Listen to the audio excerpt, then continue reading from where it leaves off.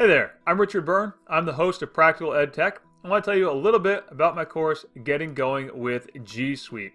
Now, this course is designed for people who are new to using G Suite for education.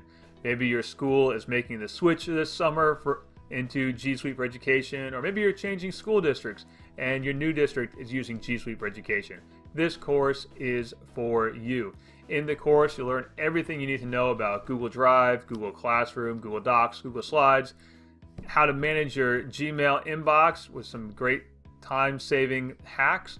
You'll look at things like creating self-paced and self-grading assessments with Google Forms. We'll look at how to organize your Google Calendar and organize meetings with Google Calendar.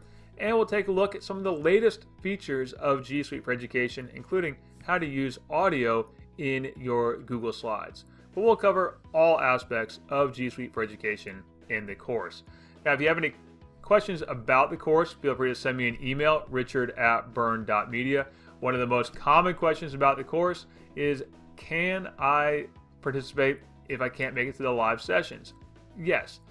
There are 5 live webinars, but they're all recorded, so if you miss one, you can go back and watch it on your schedule whenever it's convenient for you.